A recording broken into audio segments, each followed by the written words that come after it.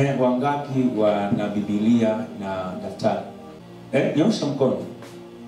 Wengine wamekuja kufanya utalii wa ndani. Baba, ninakushukuru kwa sababu ni mwaminifu na ni mkuu. Asante kwa wakati huu tunapokwenda kujifunza. Naomba neema yako na uwezo wako ukawe pamoja na sisi.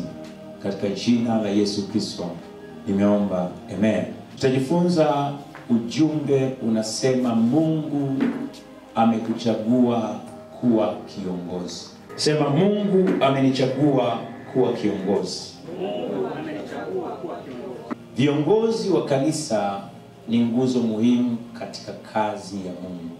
Viongozi wa kanisa ni watu muhimu katika kazi ya Mungu. Ni nguzo muhimu katika kazi ya Mungu. Viongozi wa kanisa ni nguzo muhimu katika kazi ya Mungu. Bila viongozi thabiti wa kiroho, kimaadili na katika utendaji, kanisa haliwezi kusimama imara. Kwa hiyo kiongozi ni mtu muhimu, ni nguzo muhimu kwa kanisa katika ujenzi wa kazi ya Mungu. Bila viongozi thabiti kiroho, kimaadili na katika utendaji, kanisa haliwezi kusimama imara.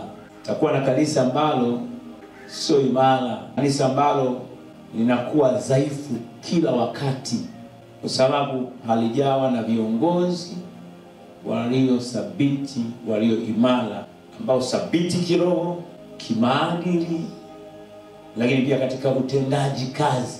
Kufundisha viongozi ni jukumu muhimu la kuhakikisha uongozi unaoendana na mapenzi ya Mungu na unaoleta matunda ya kiroho ndani ya kanisa upatikane ama uwepo. Ni muhimu kiongozi afundishwe, ili anapofundishwa basi uwepo uongozi ulio bora utakaosimama kuyafanya mapenzi ya Mungu na ambao utaleta matokeo ya matunda ya kiroho ndani ya kanisa. Huwa napenda kukufundisha na kuambia hivi, Mungu huwa hafanyi kitu kwa kubahatisha.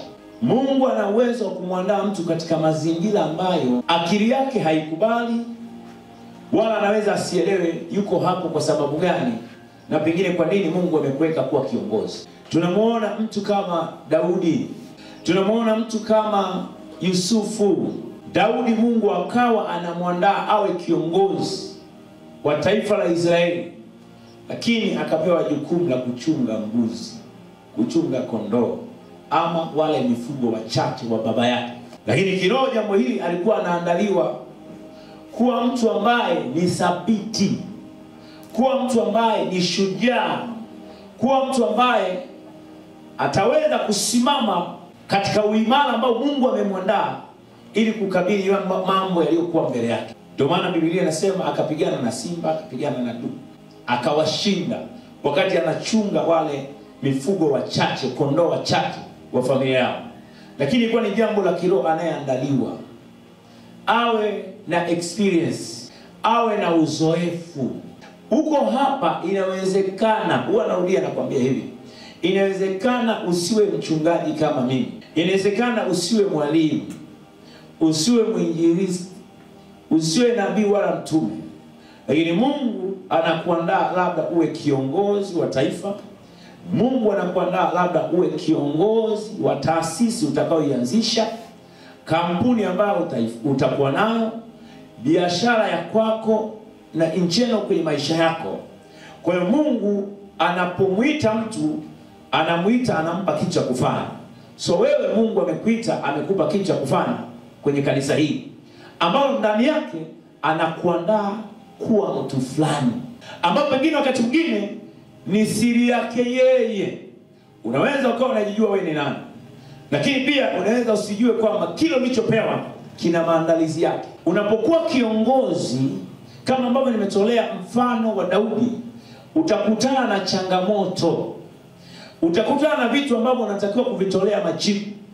Mungu anakuandaa, anakutengeneza, ili inapofika wakati wa kusimama pengine kwenye jambo la kwako, uanze kuwa na uzoefu kwamba nimewahi kukutana na jambo hili na jambo hili. So Mungu ana shule yake. Kwa hiyo kanisa ili likue, Kanisa liwe imara linahitaji kuwa na viongozi walio thabiti kiroho, kimaadili na katika utendaji. Wawe thabiti, wanaojielewa kwenye maisha yako, ili ufike kwenye pointi ambayo Mungu amekusudia wewe. Inabidi uwe thabiti maisha yako ya kiroho, maadili yako, utendaji wako. Leo hii tukirudi kwenye maisha ya kawaida, kuna watu hata utendaji wetu pia hauko vizuri. Maisha yetu ya kiroho hayako vizuri. Maadili yako hayako vizuri. Huwezi kupata matokeo yatakao kupeleka mahali. Kwa hiyo uanze kuona kumtumikia Mungu si hasara. Kuna faida, kwa sababu ndani yake Mungu anakuandaa. Na nikwambie hivi, kanisa linazidi chuo, vyuo vya dunia hivi. Kanisa lina elimu zote ambazo ziko duniani. Kanisa kama mtu atatembea nalo na kupata mafundisho yaliyo sahihi, kiongozi aliyo sahihi akayashika, utakuwa ni mtu ambaye ni bora na utafanya vitu ambavyo ni vikubwa sana chini ya jua. Sasa mpaka hapa nilipofundisha tu ukabeba mambo haya kwamba kumbe wewe ni kiongozi. Kwa sababu kila mtu ni kiongozi. Yaani kila mtu ni kiongozi. Lakini sasa tunatofautiana position. Wewe ni kiongozi wa maisha yako mwenyewe. Hapo ulipo umevaa, umejiongoza. Nivae hii. Kila mtu ni kiongozi. Lakini sasa watu kweli ni viongozi, lakini hawana elimu ya uongozi, hawana maarifa yatakayowafanya wawe viongozi walio wazuri. Iwe kujiongoza mwenyewe. Sasa kama mtu mwenyewe anashindwa kujiongoza, anaweza kuongoza watu wengine, anaweza kuongoza familia, anaweza kuongoza jamii, maana yake hawezi. Kanisa lipige hatua, jamii ipige hatua. Lazima tupate viongozi walio wazuri, viongozi ambao ni thabiti. Haleluya. Ndio maana tuko mahali hapa ili Mungu akutengeneze.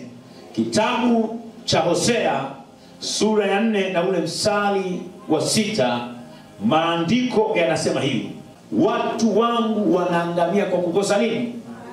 Kwa kukosa nini? Maarifa. Kwamba watu wangu wanaangamia kwa kukosa maarifa. Watu wangu wanaangamia kwa kukosa maarifa. Kwa hiyo kitakachomfanya mtu aangamie, asifike kwenye kusudi, aishi maisha ambayo hataki kuyaishi ila anayaishi, maana yake amekosa kiwango cha maarifa. Kuangamia sio mpaka uwe kwenye tanuru la moto ama unapigwa. Kuangamia unaweza ukawa unaishi hivi ulivyo, lakini unaangamia kwa sababu hauna maarifa. Na ndio maana nataka kujua kwamba watu wengi leo wanajua kumtumikia Mungu ni kupoteza muda. Kuwa kiongozi wa kanisa ni kupoteza muda. Wewe una ujinga. Ujinga ni kutokuelewa mambo. Na ukiwa na ufahamu, manake unatoka kwenye level ya ujinga. Kiongozi mzuri ni yule ambaye aliye na maarifa, na yule ambaye anakuwa na muda wa kujifunza na kuyasimamia yale ambayo anajifunza ili yalete matokeo mazuri. Kiongozi ni muonyesha njia ili wengine wafuate. Sasa anasema watu wangu wanaangamia kwa kukosa maarifa. Viongozi wanaweza kuangamia kwa kukosa maarifa. Viongozi wanaweza washindwe kuwa wawajibikaji. Aidha wana maarifa ama hawana maarifa, wakashindwa kuwa wawajibikaji. Kwa nini? Wamekosa maarifa. Mungu anataka usiangamie kwa kukosa nini? Maarifa. Kwa hiyo kiongozi asiyefundishwa, huyo yupo hatarini kupoteza mwelekeo wa kiroho. Hiyo kwa maana yetu sisi watu wa roho, sisi sote ni viongozi. Kwa hiyo kiongozi yoyote wa maisha yako asiyekuwa na maarifa ama asiyefundishwa, yuko hatarini kupoteza mwelekeo wa maisha yake. Kiongozi aliyethabiti anatambulika kwa mambo yafuatayo. Jambo la kwanza, huyu kiongozi lazima awe thabiti kiroho. Yakobo 4:7-8 utanisomea. Kiongozi lazima awe thabiti kiroho. Huwezi kuwa kiongozi thabiti alafu wewe ni dhaifu kiroho. Amen. Basi mtiini Mungu. Mpingeni shetani naye atawakimbia. Amen. Anasema basi mtiini Mungu, mpingeni shetani naye atawakimbia. Kwenye hili andiko unaanza kuona uthabiti wa kiongozi unajengwa na mambo makuu yafuatayo. Ingawa yako mambo mengi, mimi kuna machache ambayo nimeyaweka hapa. Jambo la kwanza, kiongozi aliyethabiti kiroho ni lazima neno la Kristo likae kwa wingi ndani yake. Huwezi ukawa thabiti kiroho kama neno la Mungu halimo ndani yako. Lazima neno la Kristo likae kwa wingi ndani yako. Kanisa wakati mwingine haliendi ama haliwezi kuwa imara kwa sababu lina viongozi ambao si thabiti katika mambo ya kiroho. Neno la Mungu halimo ndani. Wakolosai 3:16. Neno la Kristo ndio na likae kwa wingi ndani. Neno la Kristo na likae kwa wingi ndani ndani yenu. Katika hekima yote. Katika hekima nini? Yote. Likae kwa wingi nini? Ndani yenu. Mkifundishana ndio na kuonyana kwa zaburi ndio na nyimbo ndio na tenzi za rohoni. ndio Huku mkimwimbia Mungu kwa neema ni mwema. Anasema neno la Kristo likae kwa wingi ndani yenu. Huwezi kuwa kiongozi bora na utakayetoa matokeo mazuri ya kiroho kama neno la Mungu halimo ndani yako. Kiongozi thabiti ni yule thabiti kiroho, na aliye thabiti kiroho ana neno la Mungu ndani yake. Tukirudi hapa kama kanisa, kama viongozi, jipeleleze mwenyewe, jiulize maswali mwenyewe.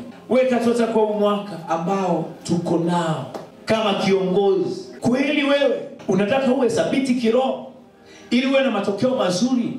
Neno la Kristo liko ndani kwa wingi ndani yako? Kiu yako ya kujifunza neno la Mungu ipo?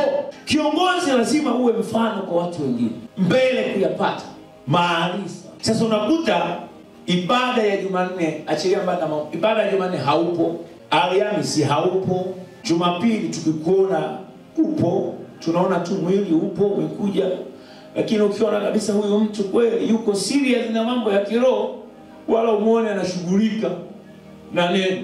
Kwa sababu mtu aliye serious unamjua tu. Huyu yuko serious, anajua nini anachokifanya. Kiongozi umuoni wala anaandika sehemu. Maisha ya wanafunzi ni lazima ukopi ama uchukue yale unayofundishwa na mwalimu wako. Na kuna wakati haya yanayofundishwa, kuna wakati wewe utayafundisha. Kwa sababu kabla Mungu hajaanza kuweka neno ndani yako, wakati mwingine utajifunza kwa aliyowekwa mbele yako. Mtu mmoja akaniambia, ukitaka kujua umakini wa mtu anayejielewa, aliye kiongozi, waite watu kwenye jambo lote, waambie tu njoo kwenye kikao. Alafu kama hali uanze kuangalia hao watu wanaokuja. Anambia kama ukishindwa kwenye mlango wa kuingilia kupata tathmini iliyo nzuri, uangalie hao watu pengine kikao kikianza. Ukimwona mtu ana kalamu na amekuja na notebook na kitu cha kuandika, ujue huyo mtu ana roho ya uongozi ndani. Lakini ujue huyo mtu ni makini, anayejua anachokifanya. Mwana Mungu nikwambie hivi, vile ulivyo leo ndivyo ambavyo utakavyokuwa kesho yako.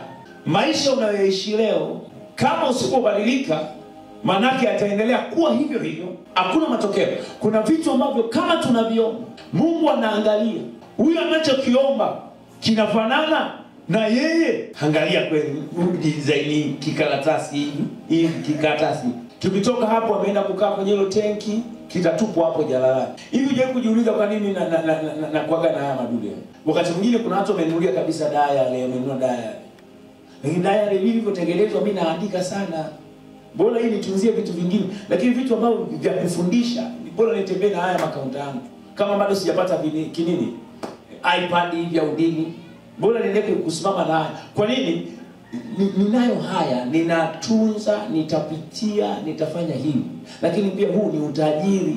Kiongozi ambaye neno la Mungu halimo ndani yako, unakosa sifa za kuwa kiongozi. Na kama utakuwa kiongozi, hautakuwa thabiti kiroho. Anasema neno la Mungu likae kwa wingi ndani yenu. Tukimwangalia Yesu, alikuwa na neno la Mungu ndani. Na ndio maana ukisoma mambo ya historia, Yesu aliandaliwa, alisoma elimu hii, elimu dunia, alisoma elimu ya dini. Mungu akawa anamwandaa. Wakati anaingia kuifanya kazi ya Mungu alikuwa na maarifa, na ndio maana hata wazazi wake kuna mahali walianza kumtafuta. Aliingia mahekaluni akawa anafundisha, na Wayahudi mpaka unapewa nafasi ya kufundisha, maana yake ni mtu ambaye umepita kwenye vyuo, umethibitishwa, ndio unapewa nafasi. Sasa huwezi kuwa kiongozi kama neno la Kristo haliko ndani yako.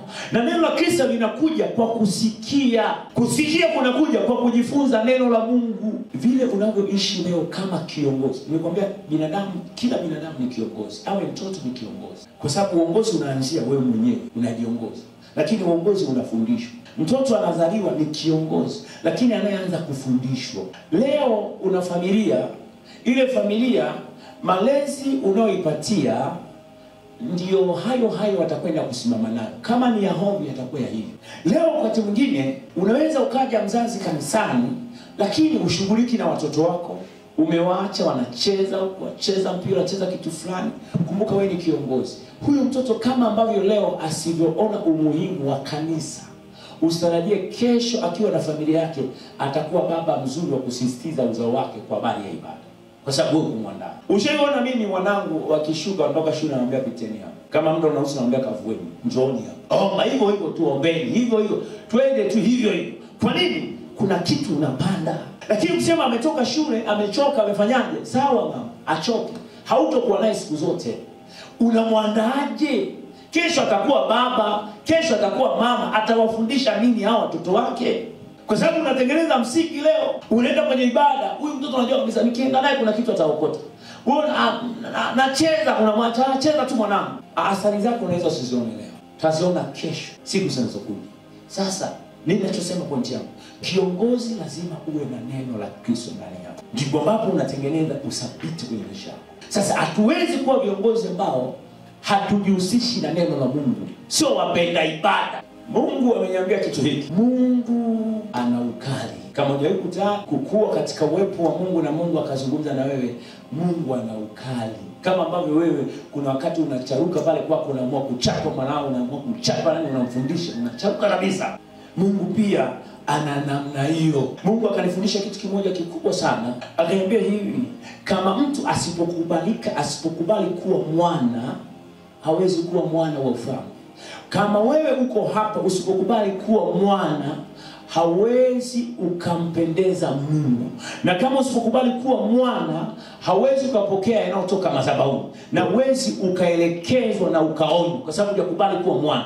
Mwana anakubali maelekezo ya wazazi wake, maonyo ya wazazi wake, na anajirudi mwana aliye mzuri.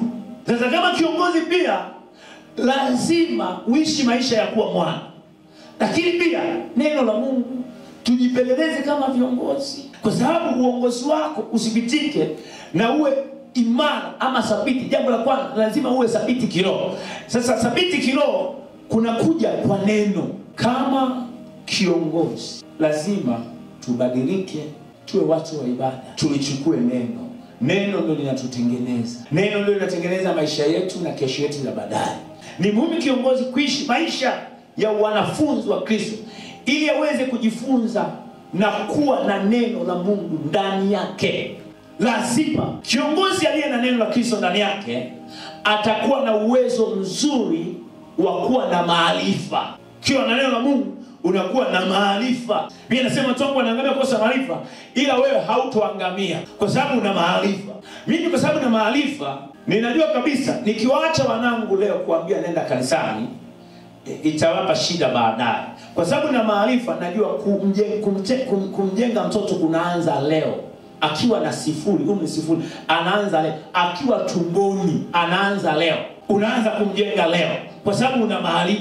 Anasema Waswahili, mkunje samaki ingali bado mdogo, sio mbichi, sio mdogo, ndio hivyo hivyo. Najua wenyewe. Sasa maarifa yanakuongoza. Maarifa ukiwa nayo, unajua kabisa mtoto kawaida akiamka, unamfundisha kwanza kabla ya kulala, omba. Ninafundisha. Esther anasikiliza, anaimbisha nyimbo za kuabudu. Anaimbisha, kaka zake wanaitikia hivyo hivyo, wanang'atata anaomba hiyo. Na ukamwambia anaomba, baba anaomba. Kwa nini? Anaelekeza. Sasa maarifa yataanza kukupa kupanda, hawataangamia. Kiongozi usipokuwa na neno utakuwa hauna maarifa. Lazima uwe na maarifa. Na kwa hivyo ukishaanza kuwa unayetafuta neno afu ukawa na maarifa, wakati mwingine hata makwazo na vitu vingine huwa vinaondoka, kwa sababu ukiwa na neno lina maarifa, utakuwa unajua. Sasa leo wakati mwingine tunakwazika, tunaumia kwa sababu hatuna hata neno. Ni rahisi sana, lakini ukiwa na maarifa haikuumizi, unasonga mbele. Maarifa yatakusaidia. Anasema watu wangu wanaangamia kwa kukosa maarifa. Jambo la pili, kiongozi aliye na neno la Kristo ndani yake atakuwa na uwezo mzuri wa kujua mapenzi ya Mungu na kuyaishi. Yaani unajua mapenzi ya Mungu, alafu unaanza kuyaishi. Utafuteni kwanza ufalme wa Mungu na hayo yote mtazidishiwa. Utafuteni kwanza ufalme wa Mungu na hayo yote mtazidishiwa. Unajua. Kwa hiyo ukishajua, unayaishi mapenzi ya Mungu. Kuyajua mapenzi ya Mungu na kuyaishi. Sasa yanakuja kwa neno, lakini nje ya neno hautoishi. Ila neno linakupa mfumo mzima wa maisha yako. Tafuta kwanza ufalme wa Mungu na hayo yote yatazidishiwa. Kwa hiyo tunapoutafuta ufalme, tunapata ziada ya kuzidishiwa. Kuna urahisi wa kuzidishiwa. Kuna maisha ya mazidisho. Lakini kwanza kwa kuyajua mapenzi ya Mungu. Sasa haya yanakuja kwa njia ya neno. Ukishajua kuyatafuta kwanza mapenzi ya Mungu, chochote kikija mbele yako ndani ya vilindi vya moyo wako, kwa sababu Biblia inasema kimjazaje mtu ndicho kimtokacho. Na Biblia inasema linda sana moyo wako, sababu ndiko chemchemi za uzima zinakotoka, yani kwenye moyo.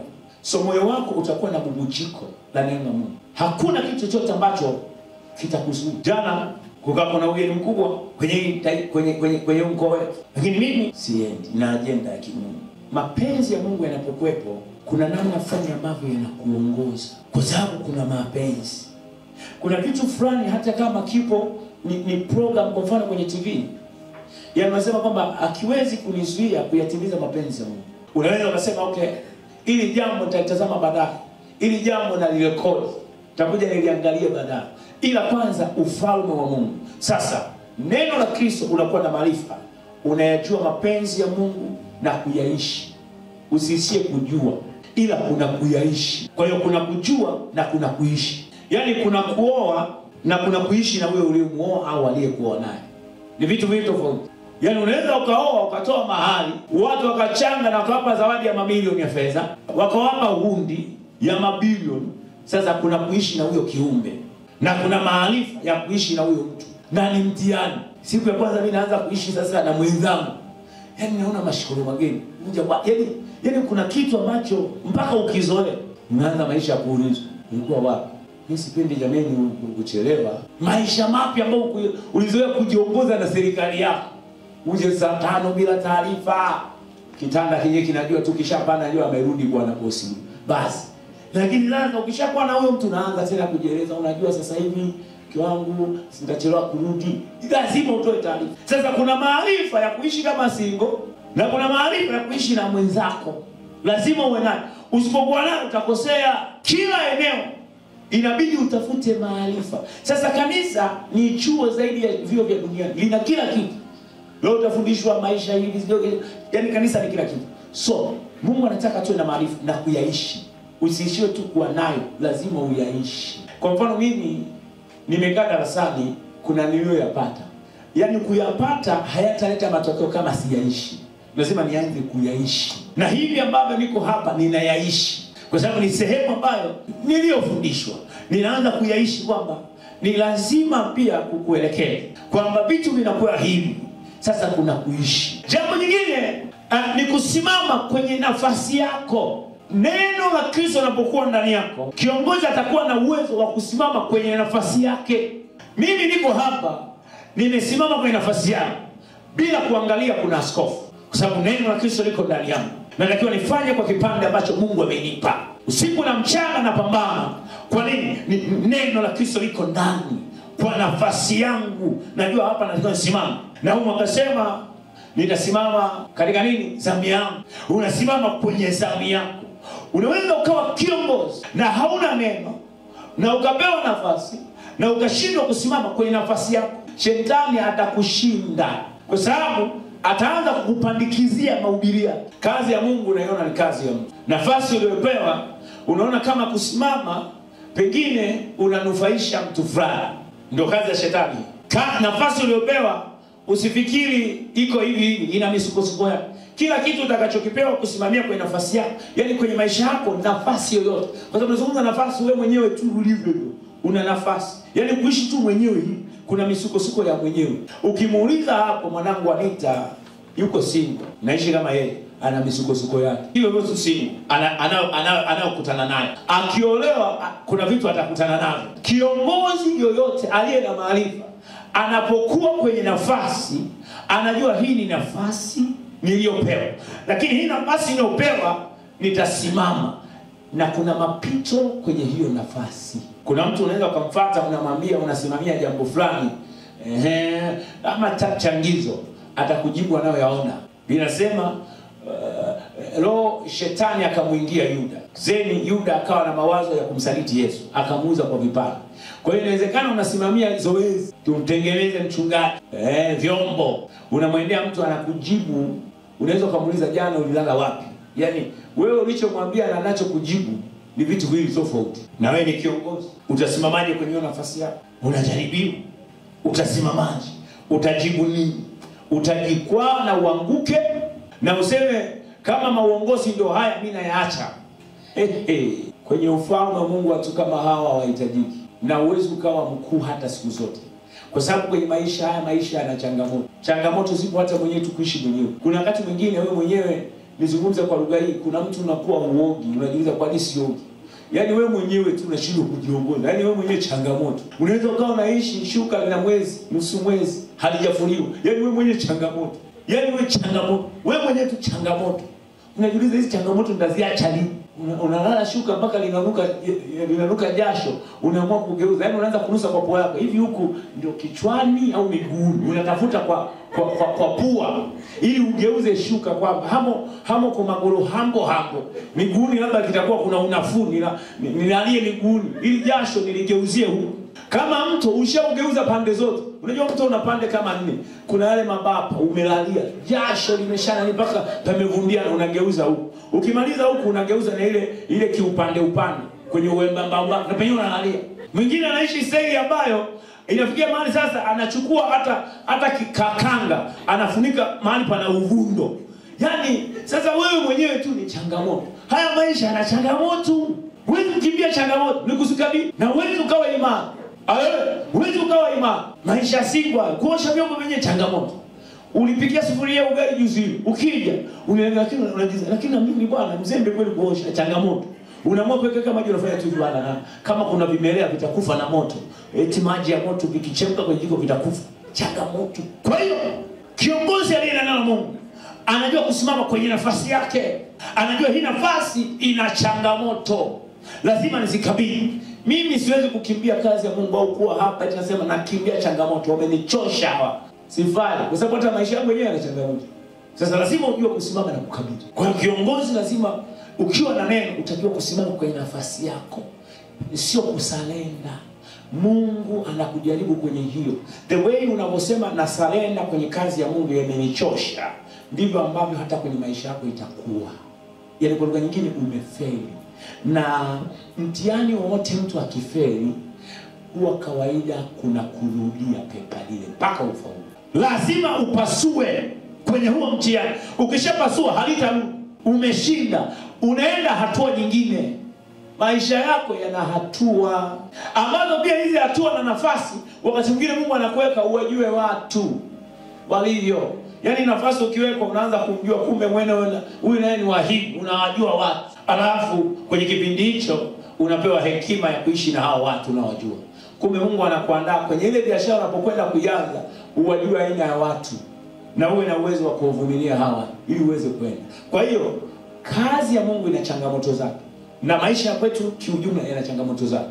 Issue sio kukimbia. Ukiwa na neno la Mungu utasimama thabiti. Unasonga mbele. Kimbia changamoto. Jue utajaribiwa. Siku moja bwana nilicheka mwenyewe usiku. Kuna mtu mmoja aliwahi kusimama akatangaza kumtenga mtu. Alafu na yeye akaja akatengwa. Aliyemtenga yeye alikaa mambo yake yakaisha na akawa amefunguliwa.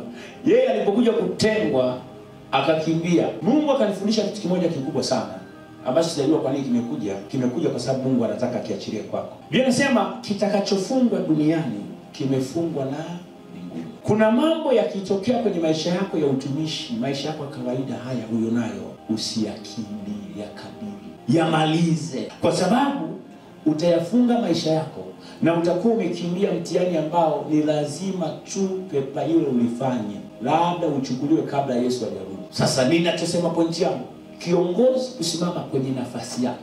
Ujipeleleze, umesimama kwenye nafasi yako? Umesimama kwenye nafasi yako? Mungu akaniambia nikiwa kwenye maombi, kawaambia wewe wana, na wewe ukasimame kama baba kwao bila kuogopa. Na Mungu akamwambia nitasimama bila kuangalia huyu ni nani, yule ni nani, kukuambia, kwa sababu mimi siku nitatoa hesabu. Simama kwenye nafasi yako uliopewa. Ukijiuliza umesimama kwenye nafasi yako, changamoto unazo kujana nazo kwenye nafasi yako, umeweza kukabiliana nazo kwenye nafasi ulionayo? Unapokuwa kiongozi, kuna vitu vingi utavijua. Je, hivyo vitu unavyovijua unavitunza kwenye kifua chako, au ndio zinakuwa sehemu ya kwenda kupigia stori? Sasa lazima uelewe kukaa kwenye nafasi yako. Jambo la tatu, Roho Mtakatifu atakuwa mwalimu wa kumfundisha na kumshauri. Kumbuka, Roho Mtakatifu ni mshauri wetu, kiongozi aliye na neno la Kristo ndani yake, kwa sababu neno ndio Mungu mwenyewe, ndio Yesu mwenyewe. Manake anakuwa mshauri. Kitabu cha Zaburi 32 mstari wa 8 anasema, nitakufundisha na kukuonyesha njia utakayoiendea. Nitakufundisha na kukuonyesha njia utakayoiendea. Tukikubali neno la Kristo likae ndani yetu kama viongozi, utafundishwa. Na ikizungumza kiongozi, usilifaa tu kwenye uongozi wa kanisa. Wewe ni kiongozi, kwenye maisha yako utafundishwa. Mungu atakufundisha. Mungu atakufundisha hata namna ya kutumia fedha. Atakufundisha kabisa namna ya kufanya, namna ya kuishi, namna ya atakufundisha. Nikwambie hivi, unaweza ukawa na matumizi ya ovyo ya pesa, ya ovyo, hayaeleweki. Huyu neno akikaa ndani, utaanza kuona unahukumiwa na ataanza kufundisha. Hapata hitajika mtu aje kufundishe somo linalohusiana na fedha, elimu ya fedha. Halitakuwepo, ila atakufundisha yeye. Mahali ambapo watu wengine wanasema haiwezekani, utashindwa, utaenda, ila yeye atakwambia mwanangu neno. Anasema nitakufundisha na kukuonyesha njia. Yaani anakuonyesha njia. Kwenye maisha yako anakuonyesha njia. Biashara anakuonyesha njia. Unataka kufanya anakuonyesha njia. Sasa leo hatujamtaka huyu neno, na tunaomba akiwa hayupo, hatujamwalika, neno haliko ndani. Sasa anatuonyeshaje njia? Anasema nitakufundisha na kuonyesha njia utakayoiendea. Nitakushauri, jicho langu litakutazama. Nitakushauri na jicho litakutazama. Neno linapokuwa ndani, utasimama kwenye nafasi yako. Roho Mtakatifu atakufundisha, atakuonyesha njia. Automatically nikwambie hivi, utaanza kuishi kwenye kanuni hii. Likija jambo lolote haufanyi kukumbuka kwa akili yako, utakuwa na hali ya kumuuliza Mungu. Yaani Roho wa Mungu anakuambia tu sasa ingia kwenye maombi kuombea. Maana yake unatafuta kupata maelekezo. Leo tunakuyanga tu wakati mwingine. Hatujawa na neno la Kristo. Upo hapa, yaani unaona tu kama ni desturi, nimezaliwa maisha watu wanasali na mimi nimechagua pale kuwepo. Mwana Mungu, sio hivyo, toka kwenye hizo zana. Upo hapa, ninapokuona ni kwa namna nyingine. Ninapokuona kuna Mungu anakuandaa wewe. Ndio maana ninapokuchukulia si kama ambavyo nachukulia watu wengine. Ndio maana Bwana akaniambia usiwe na meza Bwana ndani ya mwezi huu. Na mimi nikasema ndio. Nataka ukae na viongozi. Kuwa kwenye maombi. Kaa viongozi, wafundishe. Mungu atakuonyesha. Sasa sisi hatujaelewa. Yaani unaona kama kuwepo hapa upo tu. Haya nao kufundisha mwingine hana. Kumbe Mungu anakutengeneza. Kwamba yeye atakufundisha na kuonyesha, yeye atakuwa mshauri. Jicho lake litakutazama. Hebu imagine mimi kama nilikuwa nakunywa pombe kabla sijakutana na Yesu. Nilikuwa naenda disco kabla sijakutana na Yesu. Nilikuwa mtu wa ovyo kama ambavyo nakwambiaga ikitokea Roho Mungu amefungua. Lakini eti naokoka, mitazamo yangu inaanza kubadilika. Kwa nini? Na prove kwamba Mungu anaweza kumfundisha mtu na kumwachisha tabia alizokuwa nazo aidha mbaya, na akamweka kwenye frame ambayo ni nzuri. Anakufundisha. Ukashangaa nilikuwa siwazi nini. Nilikuwa na marafiki ambao wanasema mimi ndoto yangu kuwa padri, naambia nendeni tu kwenye padri, sio wengine hamna. Mimi napenda watoto. Mimi nilikuwa napenda watoto. Nasema siwezi. Sababu nimezaliwa sawa kwenye hiyo dini. Nikamwambia mimi habari siwezi huko, nataka watoto. Sasa unakuja kuibukia kwenye ndoto zingine, unakuja kuibukia kwenye utumishi wa Mungu. Kwa nini? Mungu anapoingia kwenye maisha yako, anaanza kukolekti yale makosa ambayo uliyafanya kwenye maisha yako, aidha kimaamuzi, mtazamo na hatua, anaanza kupeleka kwenye frame yake. Kanisa limezaa watawala. Soma Biblia, wenye hekima ambao waliongoza katika viwango vizuri, ambao hata leo dunia leo inawatafuta. So mimi nikikuangalia, sikuoni tu kama mchungaji. Tatizo tumepandiwa vitu fulani ambavyo nataka uviondoe, na kuona kama mfanyabiashara ambao utakuwa na hofu ya Mungu, lakini uliandaliwa kukabiliana na changamoto za nafasi yako. Haleluya. Anasema nitakuonyesha je, na jicho lako litakutazama. Nina maarifa ya kwamba kumtumikia Mungu, Mungu ananitazama. Kuishi maisha yanayompendeza Mungu, Mungu ananitazama. Kwa maana hiyo, nina uhakika kama sijichanganya, wachawi hawawezi kunigusa. Kwa nini? Ananitazama. Ajali haiwezi kanipata. Kwa nini? Ananitazama. Hivi ukiwa pale nyumbani, mimi nimejifunza kitu kimoja, lakini ni sawa wenzetu wako hivi. Mimi nikikaga pale nyumbani huwa naziona hatari nyingi sana kwa wanangu, lakini mama kama hazioni.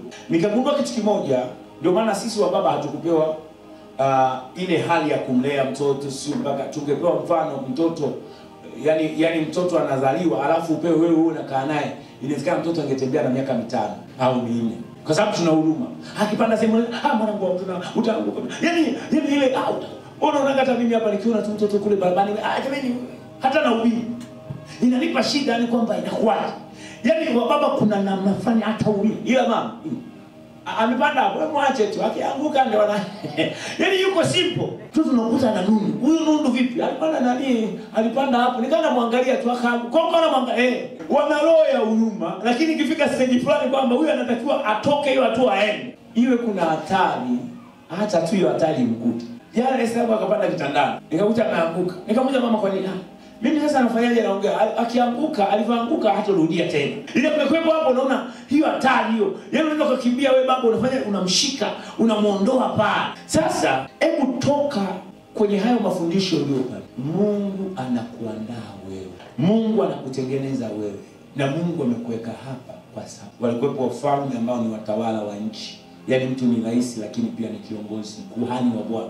Mtu kama mfalme anaitwa Melkizedeki, wa kuhani lakini ni mfalme, rais katika nchi. Angalia mtu kama Samuel, anazaliwa, anapelekwa madhabahu. Yaani kama hapa mtoto anazaliwa, analetwa hapa. Alafu kutoka ndani ya kanisa anatokea mtu ambaye ni rais wa nchi. Unaniambiaje kanisa kwamba kumtumikia Mungu kuna hasara? Hakuna hasara. Mungu anapika watu. Mungu anaandaa watu ambao watakaa kwenye nafasi ya kumtafuta Bwana. Jambo jingine, kuishi maisha ya maombi. Anasema hapa, mpingeni shetani atawakimbia. Huwezi kumpinga shetani kama sio mtu muombaji na kama neno la Mungu alimo ndani yako. Marko 14:38. Anasema kesheni muombe, msije mkaingia majaribu. Roho ila mwili ni dhaifu. Anasema kesheni msije mkaingia majaribuni. Hili neno sio la kiongozi tu, ni la kila mtu. Lakini dhana yangu, kila mtu unayemwona duniani ni kiongozi. Sisi ni viongozi ambao Mungu amekuchagua wewe kuwa kiongozi wa kanisa. Kitakachokufanya ushinde na maisha yako yawe na ushindi, uwe muombaji. Anasema kesheni mkiomba, msije mkaingia majaribuni. Kwa hiyo mtu anayeomba, faida mojawapo, anakuwa na kinga ya kutokuingia majaribuni, kwa sababu lile neno litamfanya asiingie. Neno la Kristo likiwa ndani yake kwa wingi, haingii. Leo nimepigiwa simu na mwanamke, kwanza anaanza kunitafuta tangu juzi. Nikamwambia ratiba yangu iko ngumu, anataka aje jana, niko tight, sikupata muda. Leo kanitafuta tena, anasema ana shida ya kihudumu. Nikamwambia itakuwa ngumu, labda sasa uje jioni. Akaniambia sasa au uje kwangu. Na ndakutoa mfano, au uje kwangu, ninalo neno. Nikamwambia haiwezekani. Kama tu mshirika yuko hapa ana mwaka sijawahi kukanyanga kwako. Yaani wewe siku 2-3 hizo nipige simu alafu nije kwako, labda nimefungwa. Haiwezekani. Mwingine akanipigia simu jana usiku, ananilebulia, halo mipaya. Yaani bwana mama sikuelewi vipi. Nikazima simu, kacha.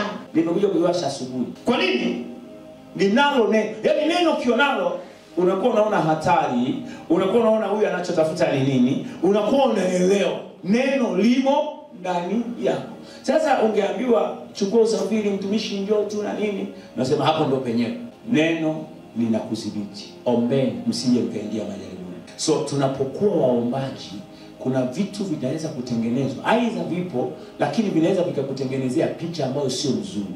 So unasema hapana. Ndio maana mimi wakati mwingine mzito kwenda sehemu. Ni rahisi kwenda na mama. Sasa changamoto, mchungaji wetu na yeye amezaa ndo hivi. Mungu atufanyie wepesi tupate watu wa kukaa nao pale. Ili nikitembea yuko hapa mama eti nakuwa comfortable. Hiyo inakuwa sawa. Inakuwa ni ngumu. Sasa anasema kuishi maisha ya maombi, unapoomba kumbe kuna kufanya usingie. Yaani kuna majaribu ya mtu utaingia kwa sababu hauna neno, sio muombaji. Unaingia tu, unaingia. Lakini kwa kuomba huingii majaribu. Huwezi kuingia. Lakini unapokuwa muombaji, ukiingia kuna namna ya kutoka according na maarifa na uwezo ambao Mungu amekupa. Kwa hiyo kuomba hakufanyi kwamba hautoingia. Kuna kuingia ukiwa muombaji. Ila ukiingia ukiwa na maarifa, wewe uko tofauti na mtu ambaye haombi na hana maarifa. Yesu aliingia. Mungu anaenda akaruhusu uingie kama Ayubu. Lakini ukiingia una maarifa yatakayokutoa. Maarifa ukiwa nayo, hekima ya kwanza utakayokuwa nayo, utasema Mungu kwenye hili kuna nini nataka nijifunze. Kuna mapenzi yako. Yaani unakuwa sio mlopokaji. Yaani wewe unakuwa na namna ya kufikiria kwa nini hiki kiwe kwangu na kwa nini kisiwe kwa mtu mwingine. Maarifa yanakupa utulivu. Utakuta mtu nakwambia hii ndio mwaka huu itanishinda, analopoka yuko njiani. Nakwambia itanishinda. Huyu hana. Aliye na maarifa anapopitia jambo anakuwa na hekima. Kwa nini napitia hiki? Mapenzi yako ni yapi?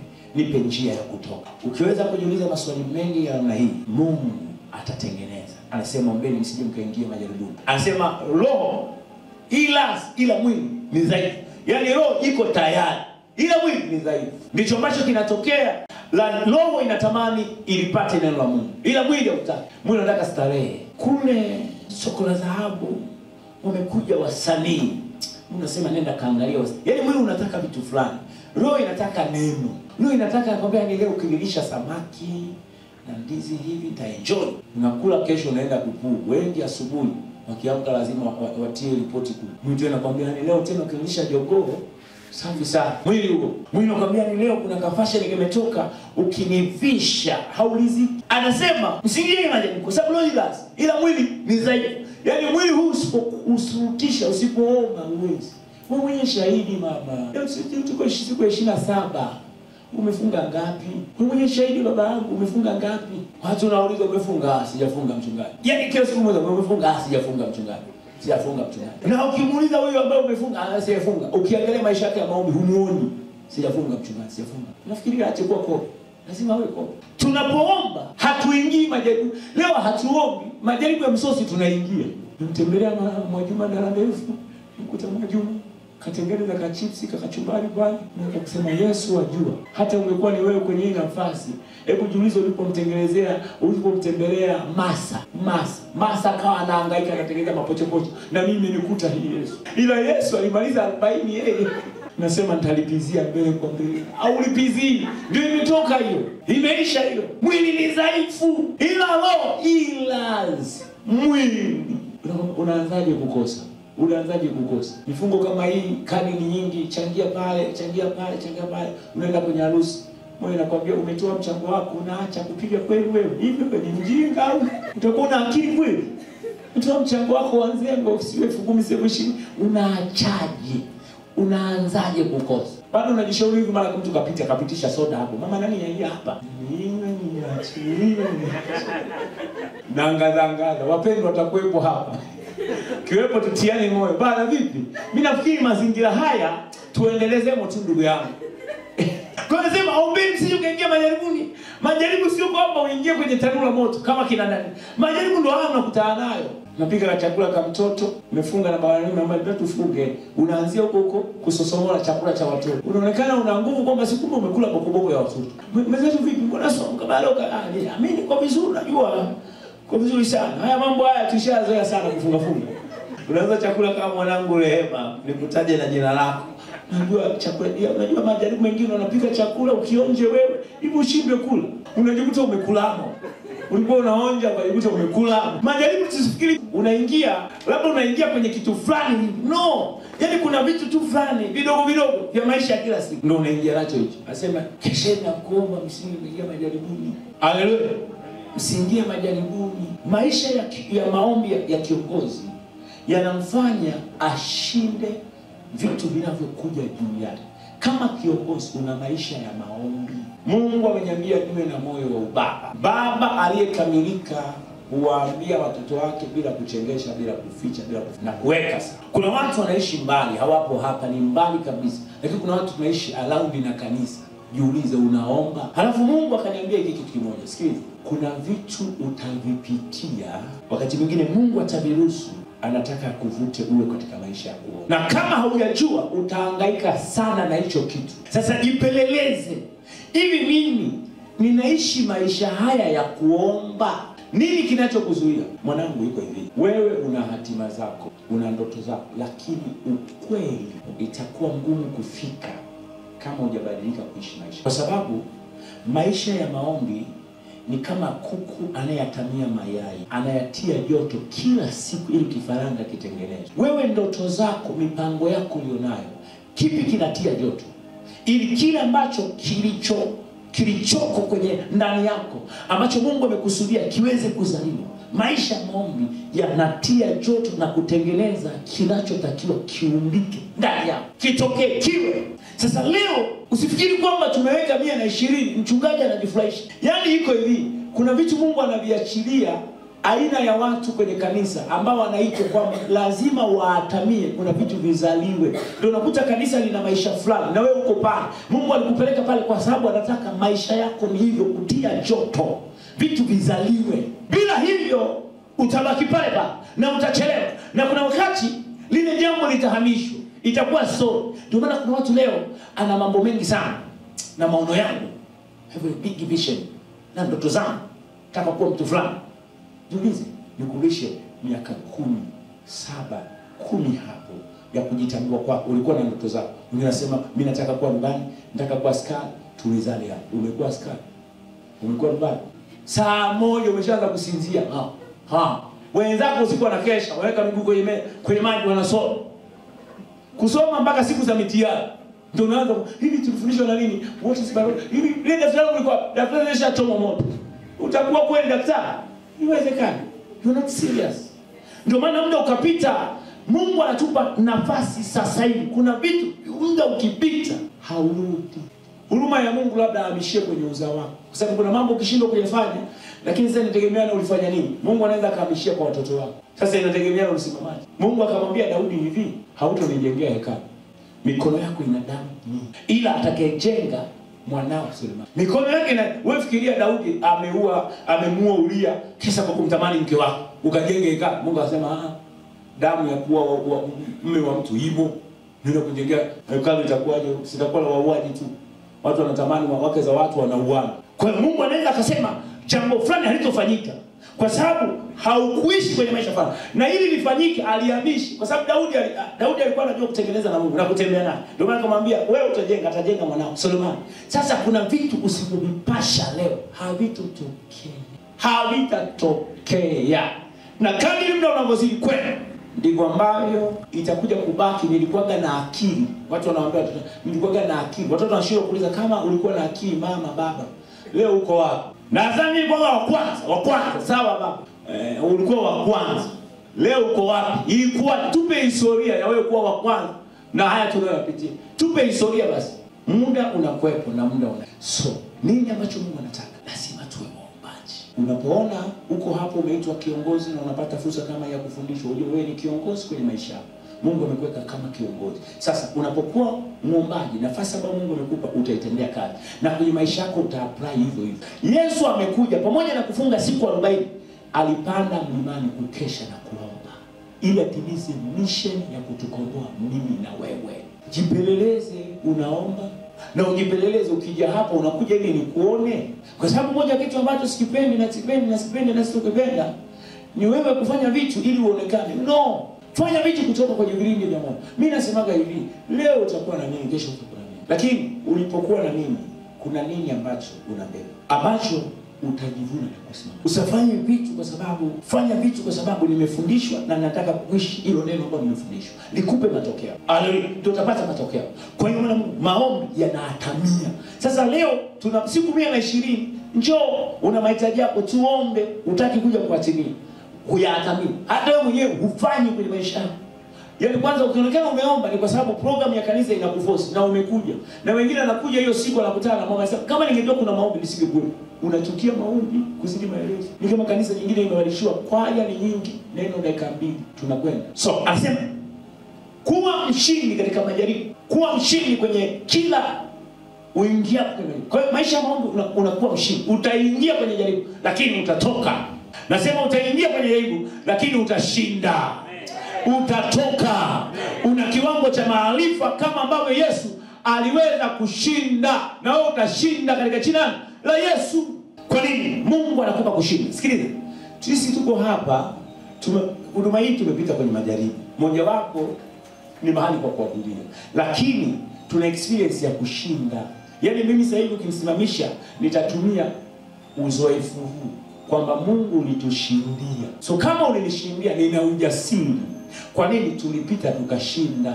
Kwa hiyo utaingia jaribuni, utakwenda. Na maisha ya maombi, Mungu akaniambia msilani, anzeni tu kumshukuru Mungu. Tukaenda shukuru Mungu. Tulipiga mpaka ngoma, tulifanya ibada fulani ya kumsifu Mungu mpaka tunanyanyua vitu tunatoka nje. Una experience, Mungu anakufundisha kwa sababu una maisha fulani. Jambo jingine ni kuwa mtiifu. Kiongozi lazima awe mtiifu. Uwezi kuwa kiongozi kama ukuwahi kukubali kuongoza. Yohana 14:15. Mkinipenda mtazishika amri zangu. Mkinipenda mtazishika amri zangu. Unaposhika amri za Mungu, maana yake umekuwa mtiifu. Unaposhika yale ambayo tumeyaweka hapa ni utiifu. Nikuulize, wewe ni kiongozi. Je, una hali ya utiifu kwa kiongozi wako aliyewekwa mbele yako kukuongoza? Wewe ni mtiifu? Sababu anasema uwezi kusema unampenda Mungu ikiwa hata huyo jirani yako kumpendi.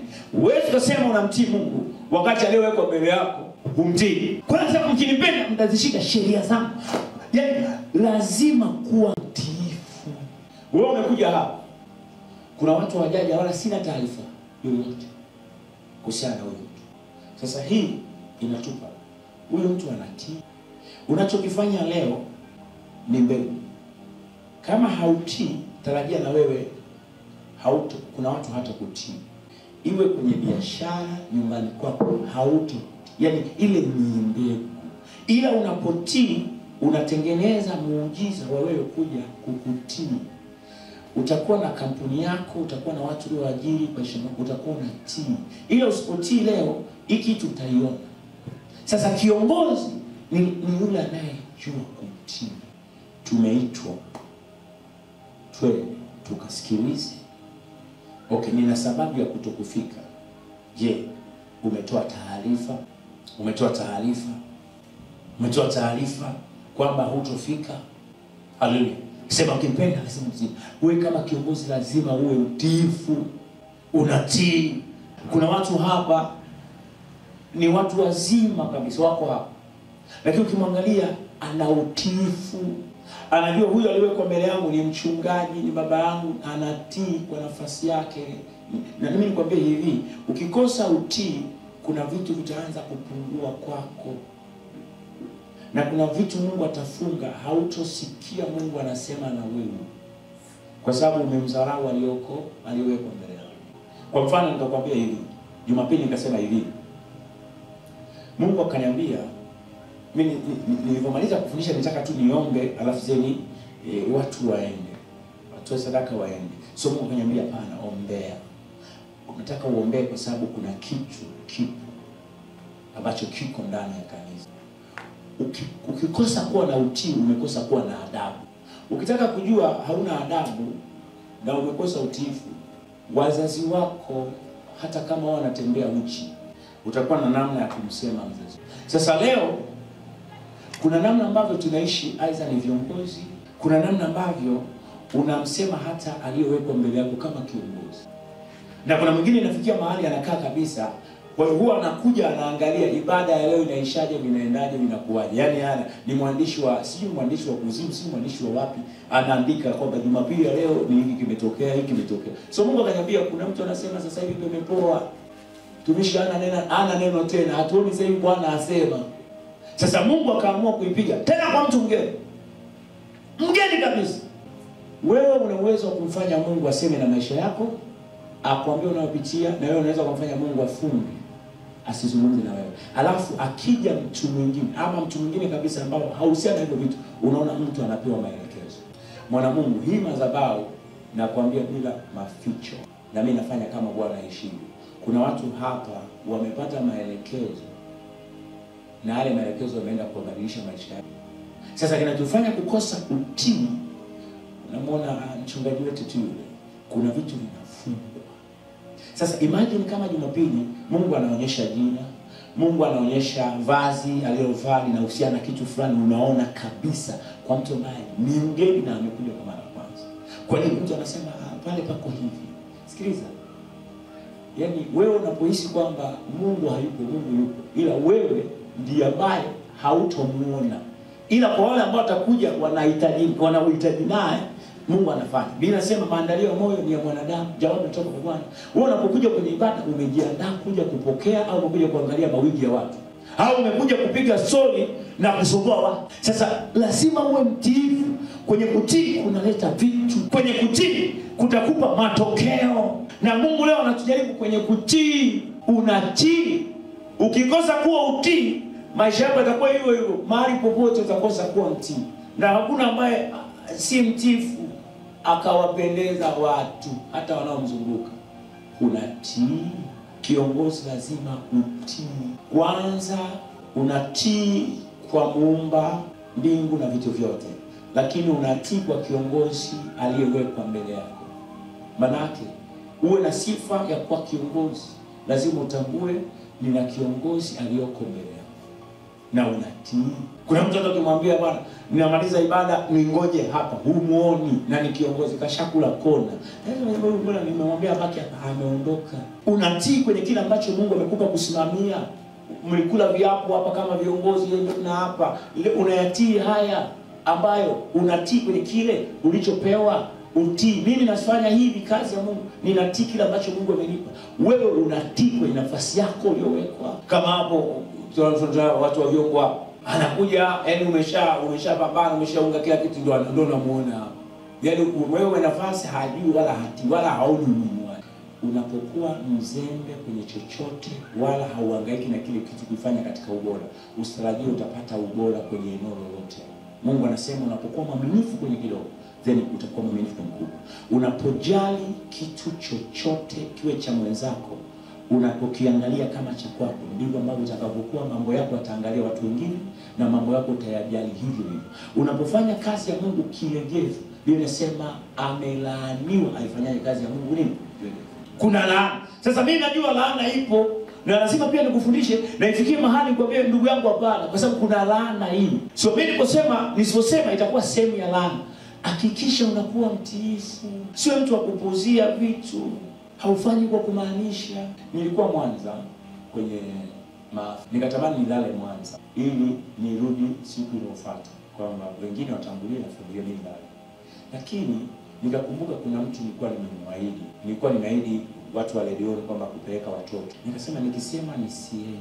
Ila nikaingia gharama ya kurudi na nikachukua watoto. Sikuambia wazazi changisheni watoto hapo wapeleka, ni hela.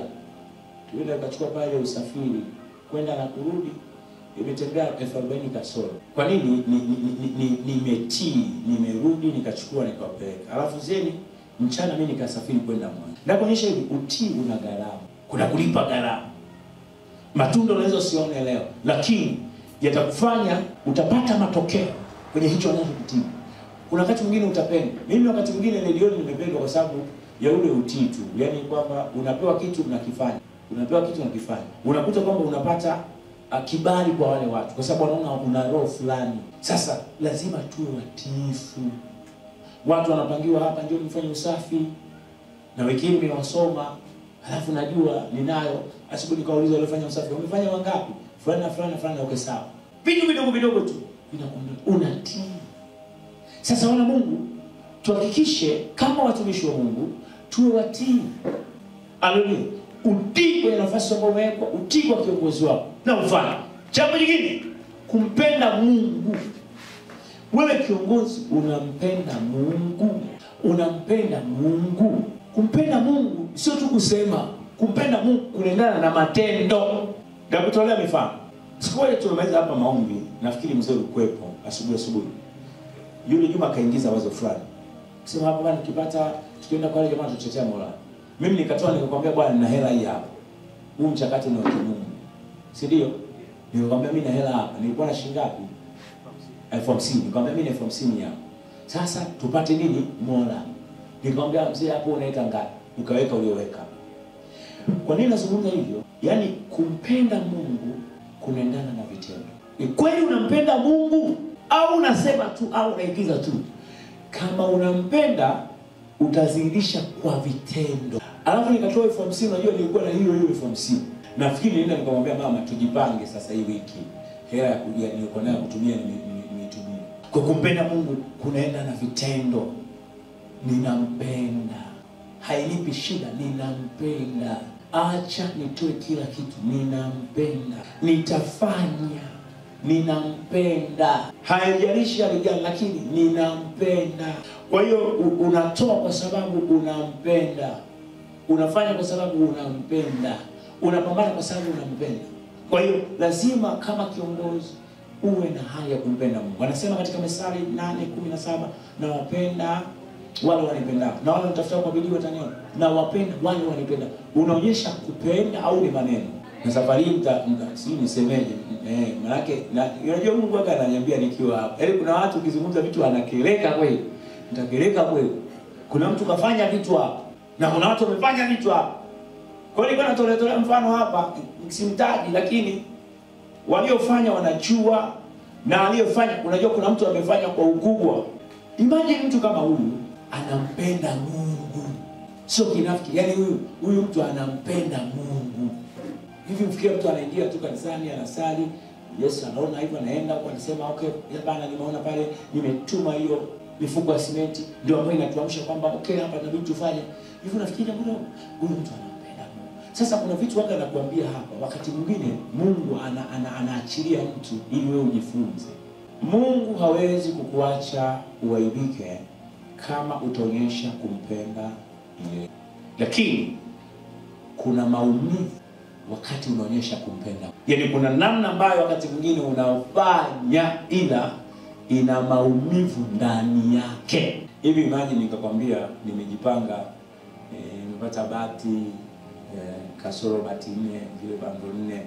Halafu nasikia sauti inakwambia toa. Nasikia Mungu pamoja na yote niliyofanya hayo, sasa Mungu pale si na mimi nimalize pale, toa. Unatoa huku unasikia nini? Lakini ndio unatoa. Alafu Mungu anakuambia nimekurudishia hizo kwa sababu ulitii. Nimesimama hapa nilikuwa nakwambia nadaiwa milioni 1 nadaiwa. Lakini sijai kusema naomba sasa tuchangie ili nimalize. Nilikuwa naweza kufanya hivyo. Lakini ukuiona sehemu na sita labda kuchanga kufanya, yani nilifanya kwa sababu ninaonyesha kumpenda Mungu. Yani hakuna kitu ambacho mimi ninataka niishi tofauti na wazazi wangu nilivyoona wakiishi. Mimi nataka niishi kwa maana ya kumpenda Mungu, kwa sababu ninaanzisha ukoo, basi hiyo roho iwepo. Lakini kumpenda Mungu ni gharama, maumivu. Tulinunua viti 50, si ndio? Tukaviweka. Unaweza kununua viti 50, Mungu akaniambia ninunue viti 50 vingine. Si nilikwambia kwamba nimeongeza viti 50 vingine. Piga 13,500 mara 50 nishi. 13,500 mara 50. 175. Kwa nini singesema kwamba mchungaji tukitaka kununua bwana vikina nani tutawaambia washirika? Hapana, haiko hivyo. Mimi ninatakiwa kwa nafasi yangu nionyeshe Mungu nampendaje.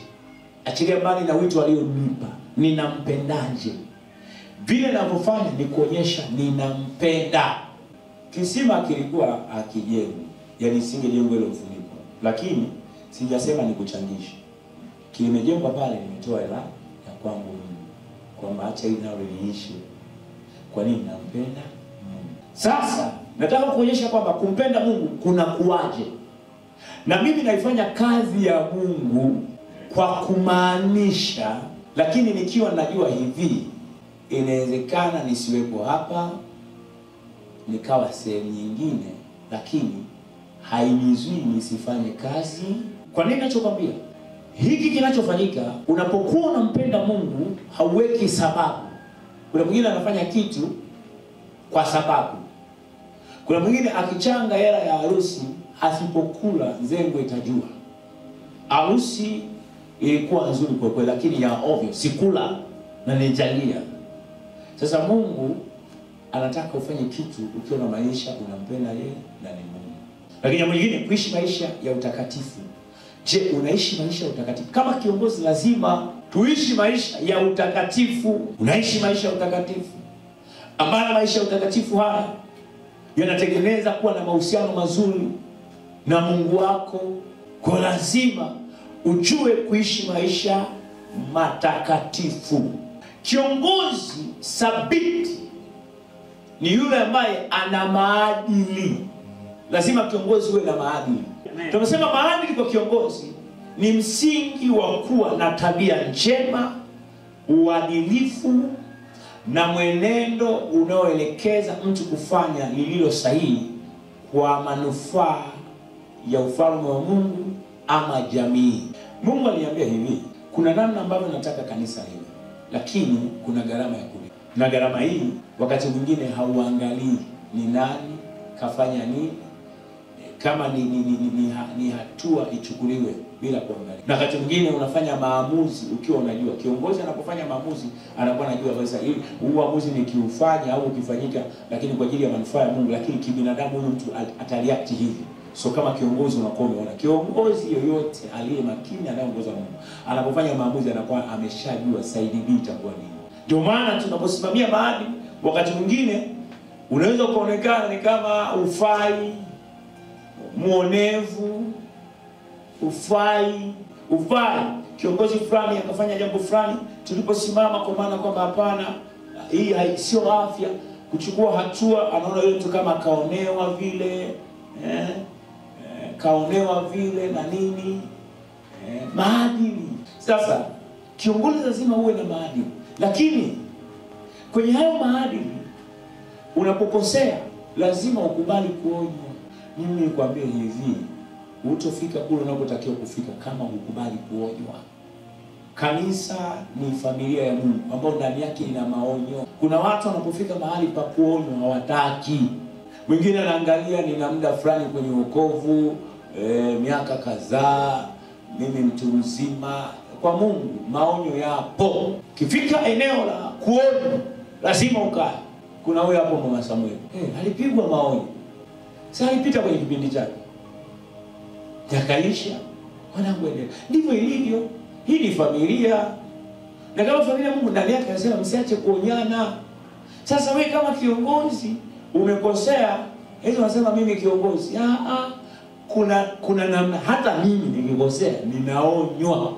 Kwa sababu kila kiongozi yuko pia kiongozi anayeangalia. Na kuna level alionayo pia naye kuna ndani yake. Hata mimi naweza nikaja hapa nikaadhibiwe. Sasa lazima uelewe kwamba maadili ni kitu cha muhimu sana. Tabia njema. Tabia zetu viongozi ziko vipi? Tabia yako ianzie na serikali yako ya kichwa kwanza mwenyewe. Hivi tabia yangu iko vipi? Mimi tabia yangu ikoje? Wewe unapenda kutolea mifano ya kuoa. Ukitaka kuoa kuolewa, ukitaka kuoa unajiangalia. Hivi mimi tabia zangu nafaa kuwa mume wa mtu? Hivi tabia zangu nafaa kuwa mke? Lazima ujipime. Yaani kuna mtu alivyo hafai kuwa mume, anajijua kabisa mimi sifai. Sasa lazima tujipeleze kwenye tabia. Wewe ni kiongozi. Kiongozi wa familia yako, kiongozi mwenye tabia zako zinafaa. Wakati mwingine unaweza kuwa unazofisha kazi ya Mungu ama kazi yako kwa sababu ya tabia. Yule baba ukienda na majibu ya ovyo. Kwenye biashara yule mtu anakuja anacheza pale karata. Vipi? Njoo tupimie mafuta. Nakuja. Jamani suja bana, kwanza nakujua nataka mafuta 200 tu. Hebu niacha, nenda zako. Tabia. Wateja hawapo, tabia yako. Kwa hiyo kuna tabia. Lazima uangalie tabia yangu hii ni njema. Kuna mambo mengine utafuta mchawi kumbe hamna. Kaka unakataliwa na watu. Kichumbia anakataa. Tabia akasema huyu ngumi mkononi. Nani anataka mangumi kupigwa? Huyu dada ana mdomo, kimwa ana mdomo kama cherehani. Na wanaume walivyo watakagi maneno, akamwambia bana ameisha. Ndio anataka unyamaze ule usifanye kunyamazisha hapo nifunga pumba unafungua tena. Na juzi kafanya hivi unakula ngumu. Kutajaokoka anasema sasa wewe nikutuliza na kupiga mdomo pa unavimba. Mdomo hawezi kuongea. Kilifanya kuongea mpaka umesahau ile au unataka tena. Ama viumbe ni rahisi kukosea alafu rahisi kutubu, anakuambia bana ameisha nisamee. Yeye ndio kamaliza hivyo okay. Wewe unataka mkae mpaka vikao vya masaa 10, yani anarahisisha tu bana ameisha nisamee. Ndio mwanzo kamaliza hivyo. Yaani unachukulia vitu rahisi ndio umeumbwa hivyo. Yaani ndio imeisha hiyo. Sasa ukiendeleza unatafuta mambo mengine. Sasa lazima tuwe na uadilifu. Hiki kitu tunakufundisha uadilifu kwenye maisha yako. Maisha yako binafsi, maisha yako nafasi uliyopewa. Tabia yako ni njema. Sisi wakati mwingine tumeoa, umeolewa, kama viongozi hapa mko kwenye familia. Tabia yako inaifanya ndoa yako iwe na afya. Sababu sifa kwa kiongozi ni tabia. Inaanzia huko ni familia. Wewe tabia yako, yani tabia yangu mimi inanifanya ndoa yangu iwe na afya. Kupigiwa simu. Baadaye takupigia baadaye dakika 10. Yaani umeogopa kuongelea hapa. Kumbuka nao unaishi na sio zezeta. Unaweza kufikiri hakuelewi kumbe anasoma tu. Ushasema nao ambaye kwani usiongelee tu? Kwani usiongelee tu hapo? Mbona unamwambia dakika 10? Kwani ukiongelea hapo inakuwa? Soma nyakati. Kuna jambo pale kwa siku. Sasa tabia yako. Mama akisauka hela kwenye kamkoba, babu umepita nako. Baba akisahau hela kwenye suruali unafua, umenyamaza umepita nako. Tena unaanza kusema ametenda maajabu. Ametenda maajabu. Huyu Yesu ametenda maajabu ya kunipa ya kikoba. Kumbe unaweza kujitengenezea kukosa credit za kuwa mwaminifu. Mwenzako sasa naishi na kiumbe ambaye sio mwaminifu. Anaweza asikwambie. Anaweza kakaa naye hapa anajua kiumbe huyu sio mwaminifu. Anaanza kuishi naye kwa akili. Yaani anaishi kwa akili na unampimia kwa akili. Akijisahau tu umepita, yeye anakumpimia kwa akili. Akikupa nguo umezitoa hebu lete kwanza nikague. Yaani anaanza kukagua kwambie kukagua. Hebu kuona mtu anarudi nyumbani anaanza kutengeneza hesabu za kurudi nyumbani. Anaeka hapo kwenye socks. Ukija mwambie usize socks uvue hapa. Nahisi kama baridi nataka nilale nazo. Ni vizuri kama viongozi tukawa na maadili yaliyo mazuri. Ili tukiwaongoza watu pia sisi ni barua zinazosomeka. Watu wanaangalia huyu maadili yake yako vipi. Sasa kama viongozi lazima tengeneze maadili. Tunapoongoza hawa watu ama umepewa dhamana, je, una maadili mazuri? Maadili yako yako vizuri? Sisi tukikosa maadili mazuri, familia zetu zitakuwa za ovyo. Jamii itatuona waovyo. Ndoa itakushinda. Kijana kama hujaoa, hautoolewa. Maadili yako. Nikupe kingine. Mwenye akili hujua mazingira, eneo analoishi, sio kwa maana unapoishi kwenu. Yaani kama hapa tupo Geita, mtaa wa Kivukoni, uijue jamii hiyo unaoishi nayo. Kuna mambo ukiyafanya hiyo jamii inatafasiri ndivyo sivyo. Kwa hiyo hii jamii ikija kuulizwa, tunauliza taarifa za fulani, jamii itatoa taarifa zako za ovyo kwa sababu ile jamii ina namna fulani. Kwa mfano, unaishi kwenye jamii ambayo mwanamke aonekane ana adabu, anaposalimia labda anapiga goti, anatoa maji, anaweka, anaenda hivyo. Sasa wewe ukaishi kinyume na hivyo, wakija kuuliza anasema huyu hamna. Akili yako isome na ielewe unaishi na jamii gani. Kile unachokifanya itatafasiri vipi. Hii jamii tulionayo ikiniona nimeongozana na Rehema, pekee tunaenda tu hapo mwanangu, baba na kwa kweli hapa hebu tuende kwenye M-Pesa kuna kahela. Na unaelekea mtu hapo, unaona mchungaji anasema unaona sasa kachungaji kimeshaanza. Vichungaji vya siku hizi vimeshaanza. Akapo na mke wake. Lakini jamii ambazo zimeendelea zinaamini, yaani hawana shida. Haiwapi shida kutafasiri jamii unayoishi nayo. Imestarabika kiasi gani? Ina ufahamu kiasi gani?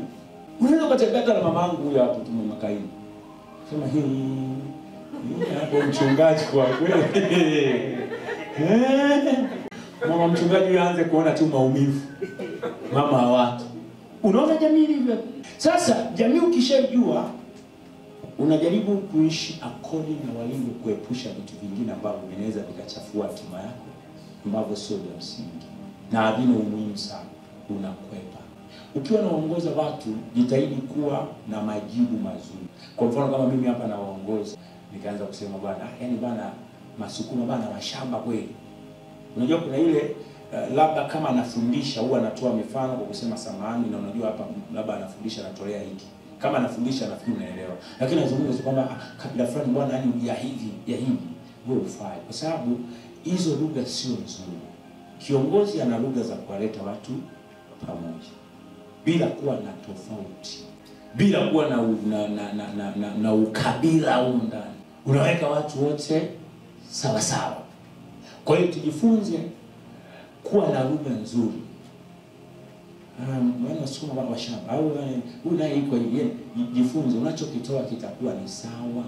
Kuna wakati mtu anaweza kuzungumza mimi mpaka kitu nakiona hicho sio sawa. Siku moja nikiwa na Helen Kaini, ile sio sema ni wapi. Kuna mtu mmoja akazungumza kitu nikakiona hiki kitu hakina afya.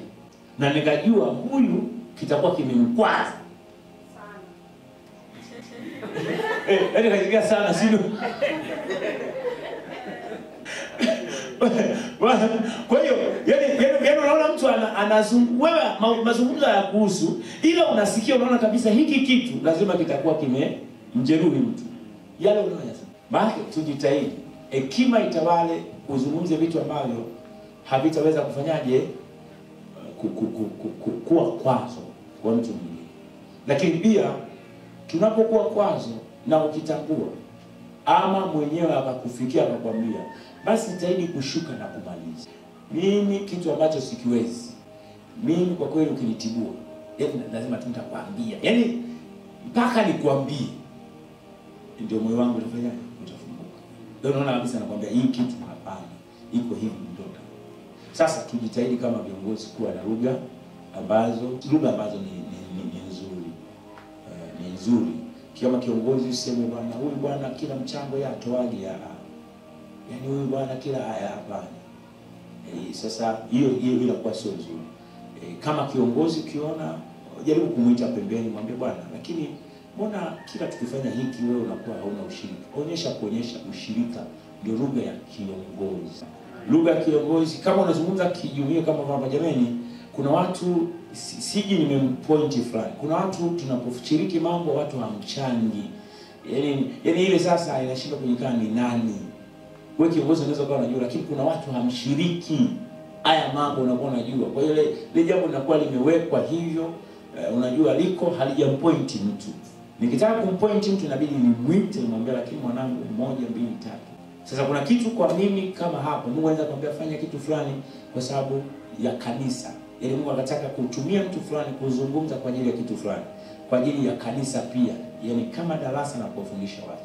Sasa inategemeana hicho ambacho tunataka kusema ndani yake kina nini, lakini Mungu anataka nini kwenye hicho kitu. Lakini naamini kuna kitu ambacho umejifunza. Haya mambo ukiyashika na ukiyaishi utamwona Mungu. Na yale yote ambayo Mungu ameniambia nikwambie nitakwambia. Na kule mwishoni kama ni kuchapana viboko vya maneno nitakupa maneno magumu. Haleluya. Na unapokuwa mwana kuna mambo utapokea magumu na unaweza ukalia kama mwana alafu baadaye unafuta machozi. Unasema baba kesho naenda shule nipe na ile yani anaisha. Mtoto alivyo kwa mfano. Mimi nimeenda pale nyumbani nikakuta mwanangu mmoja anafanya kitu fulani sikupendezwa nacho. Nikamwazia. Dakika chache siondoka nikaona baba anachangamkia. Yaani kashasahau nimeisha anakuja pale. Sasa sisi tunapokuwa hapa lazima uishi maisha ya mwana. Ikifika mahali nikakupoint nikasema wewe 1 2 3, wala usinione mimi sijui vipi na nini. Yaani nina nafasi ya kuweza kukuonya na kuelekeza. Kuna mambo ambayo nitakwambia private, kuna mambo ambayo nitakwambia public. Kwa mfano public, Tobias mvivu, muombi, haombi huyu mtu. Mmoja wapo ni sasa uweze ukafika, wewe ni baba, wewe ni kichwa, uombi. Wewe unaweza kumwambia tu, wewe Tobias unaishi maisha sio poa. Tangu mimi 20 zimeanza sijakuona hata hiyo. Hata ya kuchoka. Kwa nitakwambia, kuna yale mambo ambayo unasema huyu nitakaa naye chema. Lakini kuna yale mambo nitakwambia, Imelda, acha kuja kanisani huna daftari, uje na daftari, unajua kusoma na kuandika. Mama nani huyu, mama nani rafiki yako huyo. Unaona sasa rafiki na rafiki hana daftari.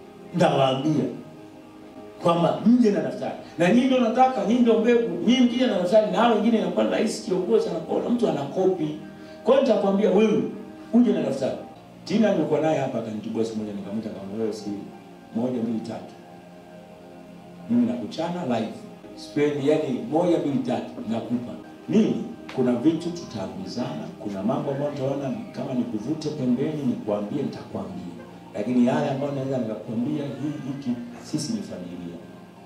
Na kama familia kuna mambo tutazungumza kama familia, kama pamoja. Kuna mambo ambayo tutazungumza sasa, mwanangu hebu njoo tuambizane.